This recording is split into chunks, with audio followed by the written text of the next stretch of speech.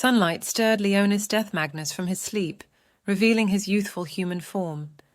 As the former undead king, he aimed to rebuild the Dark Lord's armies, but couldn't escape his troublesome human body and dreams. He found himself waking up next to Roselia Ray Crystallia, who awakened him from his slumber. Roselia was a holy swordswoman of the 7th Assault Garden's Excalibur Academy and a vampire queen, but she resisted the urge to feed on Leonis's blood as a promised favor. Leonis admired Roselia's mental fortitude and allowed her to suck his blood. Despite his kindness to his minions, Leonis questioned if he was too generous, but Roselia had become a vampire to protect him. Leonis offered his blood to Roselia without hesitation, even though he questioned his own generosity towards his minions. The initial sweet pain of the bite was manageable, but Roselia's playful demeanor made it feel more intimate. Her moans and slurping sounds echoed softly until Leonis had to remind her of the situation. Mortified, Roselia quickly withdrew, red-faced and ashamed. After teasing Roselia a bit too much, Leonis realizes he went too far. Despite being a vampire queen and an undead servant, Roselia has a pure and chaste nature. She prepares a delicious breakfast for them, including freshly baked bread and vegetables, which Leonis isn't too fond of. While enjoying breakfast, they discuss the recent Void attack and the arrival of Princess Alteria from the Integrated Empire, who is leading an investigative team to provide support.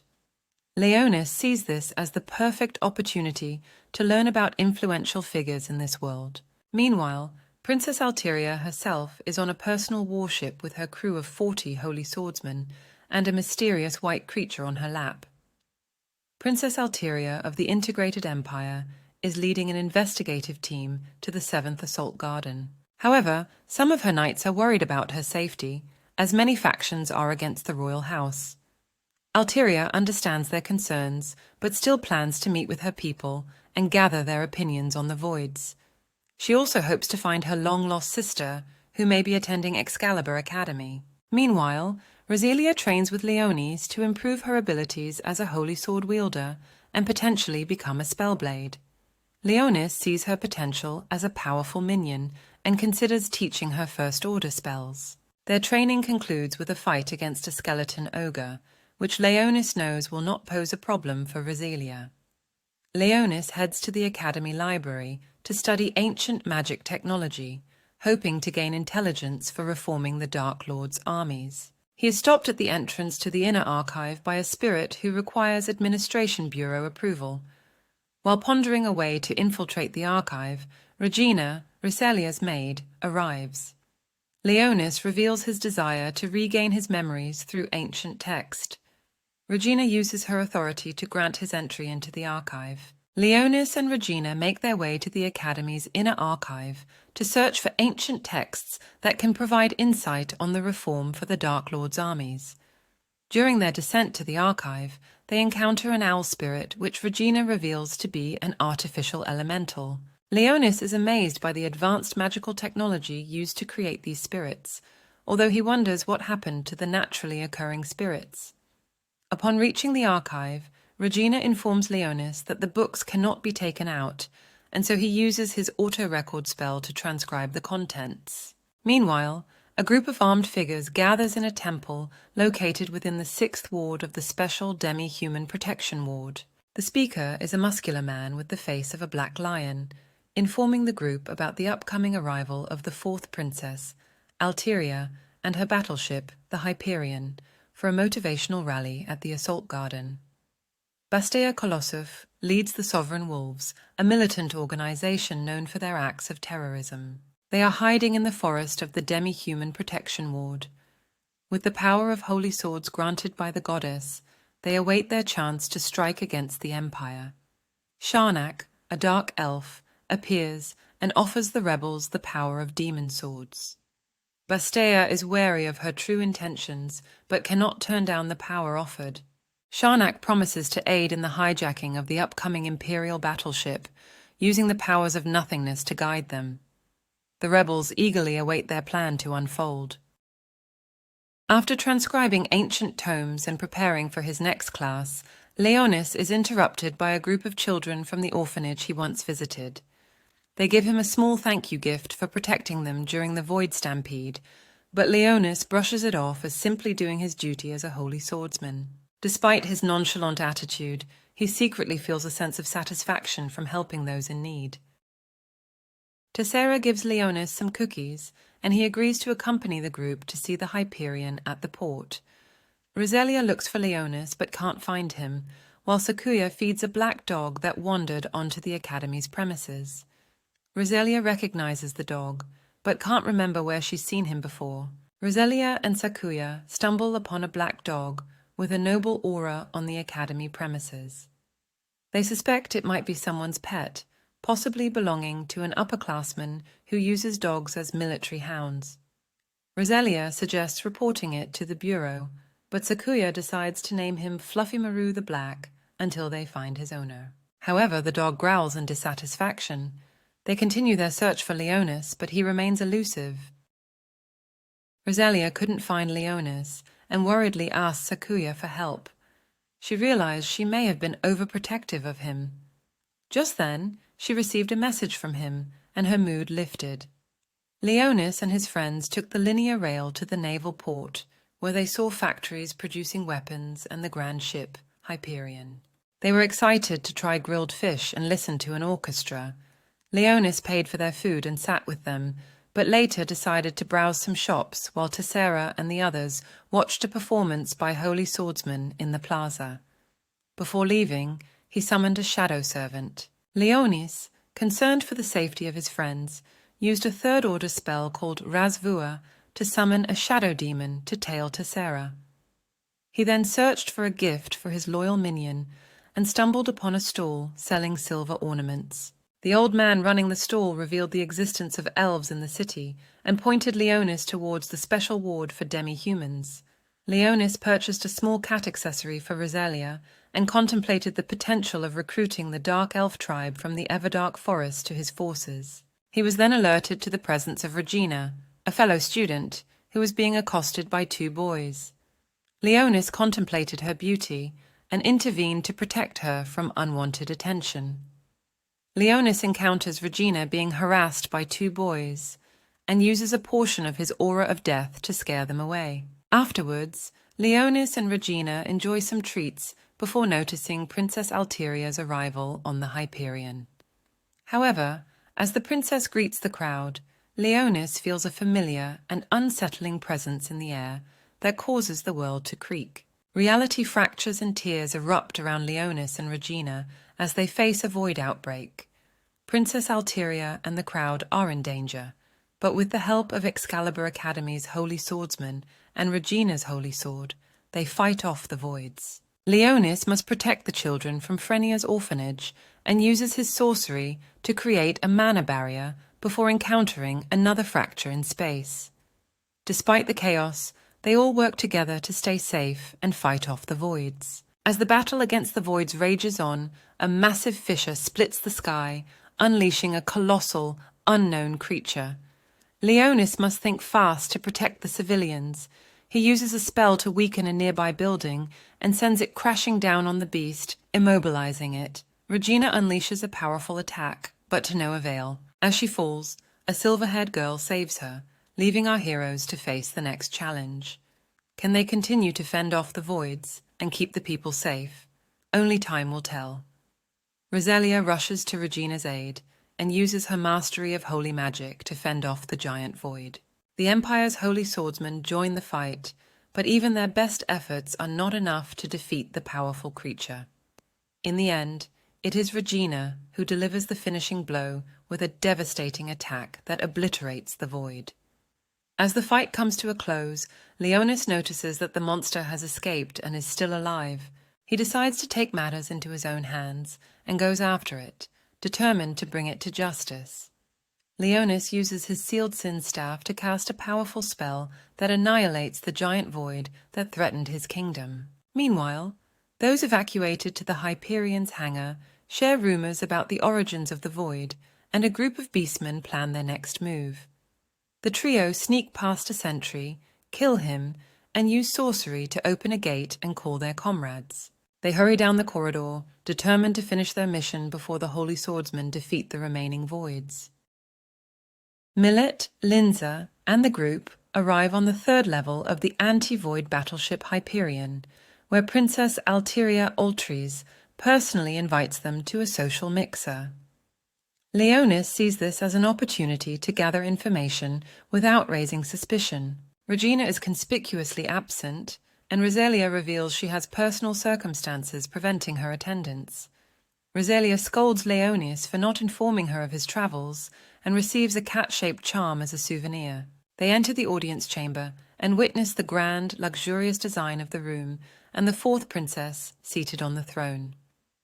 As they arrive on the third level of the Hyperion, Leonis and the group are greeted by Princess Alteria. Her youthful appearance belies a sharp mind, and her beauty is likened to the sun. But what truly catches Leonis's attention is the small spirit sleeping on the princess's lap, a genuine origin spirit unlike any he's ever seen. Despite his pride, Leonis bows to the princess at Roselia's urging. Meanwhile, Regina watches from a distance, unable to attend the mixer due to her secret identity. But a chance encounter with Elphine leads to an unexpected invitation that only increases Regina's conflicting emotions. Elphine encourages Regina to attend a mixer where she can meet Princess Alteria. Meanwhile, Leonis explores a guest room and discovers a manuscript detailing the practice of sorcery from 200 years ago. He enlists his dark minion Sherry to gather information about the Hyperion battleship and its secrets while avoiding drawing attention. Leonis hopes to rebuild the Dark Lord's armies and possibly reign over the demonic oceans ruled by Rivail's deep sea. However, he strictly forbids Sherry from slaying any foes or drawing attention to herself. Leonis surprises his assassin maid, Sherry, with the gift of churros, but she expresses disappointment as she was hoping for something else. Meanwhile, Leonis is focused on gathering information about the Hyperion battleship and its secrets to rebuild the Dark Lord's armies. However, he is interrupted by a knock at the door from Roselia, Tessera, and the other children, who invite him to join them for a swim. Despite his fear of drowning, Leonis reluctantly agrees and discovers combat planes on the ship's deck. During his swim, he compliments Tessera on her swimsuit and witnesses his other minions engaging in stretching exercises. Leonis and his minions take a break from their plans to go swimming. Roselia wears a revealing swimsuit that catches Leonis off guard. During the game of beach ball, Roselia offers to teach Leonis how to swim, but things take a sensual turn when Leonis accidentally falls into her chest and struggles to keep his composure. Despite his embarrassment, Leonis continues to train with Roselia, determined to improve his swimming skills. Princess Alteria prepares for a mixer while admiring the bravery of Leonis and Roselia. She dreams of becoming a holy swordswoman, like the mysterious pig-tailed girl who had saved them earlier. Suddenly, the Sovereign Wolves, a terrorist organization, attack her and the royal guards. Despite her dignified demeanor, she is captured by their leader, Bastea Kolosov. However, her carbuncle spirit bites Bastea, buying her time to escape. Alteria prays for someone to save her, and the boy she had talked to earlier comes to mind. Leonis and his group arrived at the party hall, where guests and first-rate chefs awaited. The food, both cultivated and wild game, was being prepared specifically for Her Highness's visit. Sakuya, the ace of the 18th platoon, arrived to join in on the feast and take some food for her new dog. Leonis navigated the table of extravagant dishes, trying to balance his plate with both meat and salad. He couldn't help but feel frustrated with the limitations of his human body, but nevertheless enjoyed the meal prepared by the chefs. Leonis ponders whether the massive forest they see is the Forest of Origin. This ancient forest was once the domain of the gods and home to many spirits. However, his thoughts are interrupted by the arrival of Roselia's acquaintance, Fenris Edelritz, a member of Excalibur Academy's executive committee. The two girls exchange words and begin to argue, causing Roselia's powers to inadvertently leak out. Thankfully, Elphine appears and diffuses the situation. She has been invited to the party to share information about the stampede and her holy sword, the Eye of the Witch, which is a valuable tool in the fight against voids. Leonis begins to panic internally upon realizing that Elphine may have recorded his use of sorcery during the stampede, but she assures him in private that she erased the data. In exchange, she asks him to reveal the truth someday. Fenris introduces herself to Leonis as a member of the executive committee, and he introduces himself as part of the 18th platoon. Fenris questioned the legitimacy of Leonis living in the girls' dormitory, causing Reselia to defend him. Fenris reminded them to not disregard public morals before leaving, but congratulated Reselia for awakening her holy sword. Regina, disguised in Excalibur Academy's uniform, was hesitant to attend the mixer, but decided to go anyway, only to encounter an origin spirit, a carbuncle. She pursued its trail and came across a royal guard, with a strange attitude, who attacked her with powerful claws. Meanwhile, Leonis escaped to a quiet corridor and took the elevator up to the ship's deck for fresh air. Leonis summons a skeleton servant and uses his sorcery to create a body double identical to himself. This is a common tactic used to confuse enemy forces by appearing on multiple battlefields at once. However, the flaw is that the personality of the double is influenced by the skeleton's own character. Leonis instructs the puppet to return to the party in his place and behave appropriately. The puppet bows respectfully and sets off to carry out its mission. Reselia searched the hall for Leonis, who had disappeared while she was tending to Millet and Linza. Elphine suggested he might have gone outside for fresh air, but Reselia couldn't shake her urge to protect him. She felt a strange connection to him since meeting him in the ruins. When Leonis reappeared, he complimented Reselia, but his behavior became odd. As Reselia questioned his strange behavior, the lights suddenly went out. Regina faces off against a beastman wielding a holy sword, a power supposed to be exclusive to humans. She realizes her holy sword is not suited for close combat, but manages to hold off the beastman. However, she discovers that the Hyperion has been hijacked and the princess is in danger. Meanwhile, Reselia and her fellow holy swordsmen are taken hostage by men who claim to be the princess's royal guard, but are revealed to be a pack of wolf-headed individuals. Leonis remains calm in the face of danger, much to Reselia's surprise. The situation becomes dire, and the fate of everyone involved hangs in the balance. The executives of Excalibur Academy are shocked to see a werewolf, a non-human, wielding a holy sword, thought to be exclusive to humans. The werewolf is revealed to be a member of the Sovereign Wolves, a group of anti-imperial terrorists who have taken Reselia and her fellow holy swordsmen captive.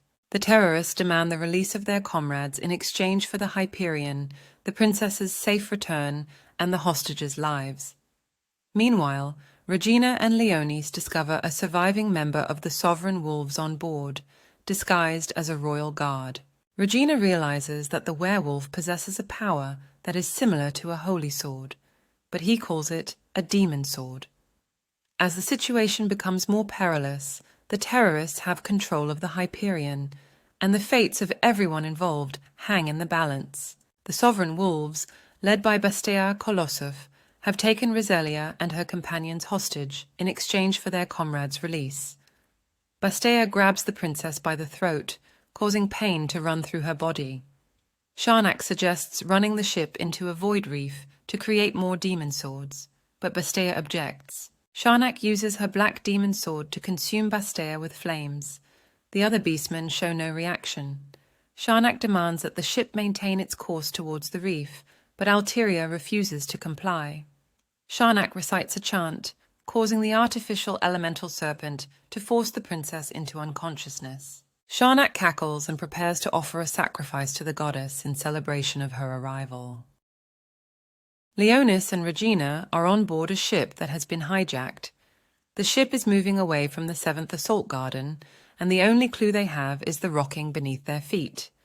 Regina explains that the ship is controlled by a spirit of the royal house, which can be manipulated by members of the royal family. Regina then reveals that Princess Alteria, who has the power of the spirit, is her little sister. The terrorists who have taken over the ship maybe using it as leverage to negotiate with the Empire. Regina and Leonis are the only ones who are free to act, and they plan to take down the terrorists. Leonis is also concerned about the possibility of a demon sword being involved.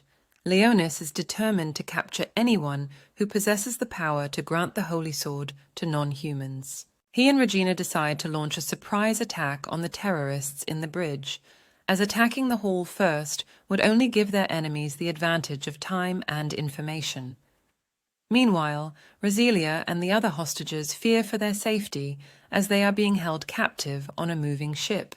Gerda, one of the terrorists, begins to threaten Roselia and act violently towards the children, but Sakuya, who has been secretly hiding food in her sleeves, distracts him with her imminent danger. Sakuya's reputation as a swordmaster from Sakura Orchid, a group known for hunting voids, causes Gerda to back off and allows Roselia and the children some momentary relief. Elfine reveals to Roselia that she can disable the bomb placed by the terrorists. Roselia comes up with a plan to defeat their captors, but she cannot use her holy sword as it may set off the bomb. Luckily, she remembers a girl from the realm of shadows who may be able to help. Meanwhile, Roselia uses her power to control her blood to form a sharp blade and reaches out to stop the terrorist who set the bomb. However, before she can do anything, Leonis transforms into a skeleton and eliminates their enemies with a blast. The confusion and smoke make it difficult for Roselia and her friends to see what is happening, but they continue to fight for their safety. With a powerful jamming courtesy of the witch's eye, Roselia slashes an elderly elf's right arm, breaking the will of the bomb apple, causing it to turn into particles of light. As their captors prepare to attack, Sakuya swiftly dispatches 2 of them with her holy sword, and Fenris summons frost wolves, freezing the rest in place. However, the victory is bittersweet as the shattered remains of what Roselia thought was Leonis's body turn out to be a body double. As the group tries to escape the ship, Elfine discovers the horrifying truth that they are headed towards a void reef. Leonis and Regina make their way to the bridge, fighting off beastmen along the way. They burst into the room, ready to rescue Princess Alteria, only to find it deserted and the ship on a collision course with a void reef. Meanwhile, Sharnak and her subordinates have the princess in their grasp, with plans for her sadistic demise. Roselia and Sakuya also find themselves under attack from unseen voids. Fractures appear as tentacled void creatures emerge, including a mermaid and a brain-eater. Sakuya and Roselia fight them off with their holy swords, displaying their impressive techniques. Roselia discovers they are headed for a void reef, raising questions about the intentions of the hijackers. The appearance of a brain-eater, a rank A danger void, increases the danger, but Roselia refuses to abandon her friend and stays to fight alongside her. The battle intensifies as they face more powerful foes, with the fate of the kidnapped Princess Alteria hanging in the balance. Sakuya orders Roselia to find the kid, and Roselia charges into a swarm of voids. Meanwhile, Leonis struggles to understand the terrorists' motives, and time is running out as the Hyperion heads towards a void reef. However, Princess Alteria's voice reaches them through the origin spirit Carbuncle. She tells them to go to the control room on the bottom floor to stop the ship. Regina decides to go, but Leonis insists on saving the princess alone. They split up and prepare for the dangerous task ahead. Leonis confesses to Regina that he is a Dark Lord and impresses her with a display of power. He heads out to save Princess Alteria alone, trusting Regina to handle the control room. Meanwhile, Elfine and Fenris escort party guests to safety, but find themselves faced with a swarm of voids. Just as things seem bleak, a mysterious girl in a maid's uniform appears and quickly dispatches the monsters. The Night Dragon is unable to launch, and Sharnak is left puzzled as to why. The situation grows more dire as they approach the void reef. Sharnak was taken aback as a dragon made of countless bones descended upon them, its ominous light-filled eye sockets and black miasma giving off an air of death. Its fearsome talons held down the plane, preventing it from taking off. The situation looked dire as they approached the void reef, leaving the group wondering how they will survive. A voice in the dark declared that the sneak thief wouldn't be allowed to escape. Sharnak noticed a boy standing on the dragon's head with a staff. Looking at the dark elf with superiority, he accused Sharnak of threatening their kingdom and will make them pay. A skull dragon destroys a plane, and Leonis confronts the dark elf ringleader. He questions her about the beastman's demon swords and her connection to the Hazashin clan, but she denies any knowledge. She unleashes sorcery, but Leonis easily deflects it. He then unleashes his own sorcery and destroys the planes behind her. The dark elf reveals that she bestows power opposite to that of holy swords and promises to give Leonis a demon sword. But when Leonis asks about the goddess she mentioned, she kills herself and transforms into a disgusting monster, revealing herself as the true ringleader. Regina rushes through the flooded corridor to reach the control room and save the ship from the void reef. However, she's ambushed by a swarm of aquatic voids before Lady Celia comes to her aid. Meanwhile, Leonis faces off against the repulsive Void Lord and recognizes it as the evil-rending sword, Zolgstar Mezekis, one of the Arc 7 given to him by the gods. Leonis aims to reclaim the weapon that was corrupted by the voids and find the person behind the hijacking. With the strongest fire element spell, Grand Annihilation Fireball, Leonis goes head-to-head with the Void Lord. Leonis uses the power of the realm of Muspelheim to unleash a fiery spell that incinerates a fire drake. However, when the holy sword Zolgstar Mezekis absorbs the flames, it becomes clear that it still possesses magic resistance, a common ability granted to the Arc 7.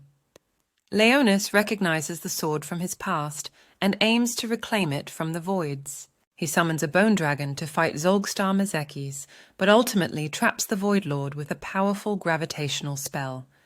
Just as Leonis is about to deliver the finishing blow, the Void Lord teleports away. Leonis is forced to retreat and summons his Death Knights, augmented by the powers of a Dark Lord. A swarm of voids and sea devils respond to the Void Lord's call, causing Leonis to protect Princess Alteria with a death barrier and honor his promise to save her. Leonis faces off against the powerful Void Lord and its army of voids. With the help of the Vampire Queen, he commands his Death Knights to fight while he wields the demon sword, Dainsleif. The sound of clashing weapons resonates as Leonis showcases his swordsmanship, culminating in his ultimate move, the secret blade art of the Rognus Kingdom School, Ragnar Lost. With a surging dark light, Leonis eradicates the Void Lord and bisects the Void Reef, saving the day once again. Leonis reflects on the recent terrorist attack where Princess Alteria was kidnapped and the battleship Hyperion was hijacked. While some information was omitted, Leonis remembers the dark elf who provided the beastmen with their demon swords. As he contemplates the connection between the swords and the voids, Regina arrives with apple pie and a playful attitude. She thanks him for saving her sister and surprises him with a kiss on the cheek. Roselia interrupts, wearing just a towel, and Leonis is left flustered by the situation. As Leonis tries to maintain his composure, Roselia approaches him from behind and embraces him. He understands that her vampiric instincts have taken over due to the depletion of her mana. Leonis teases her before relenting and allowing her to drink his blood. Meanwhile, he contemplates the connections between the voids, holy swords, and the claimed goddess with Roselia's reincarnation. As Leonis prepares to take action, he resolves to crush anyone who is assuming her name.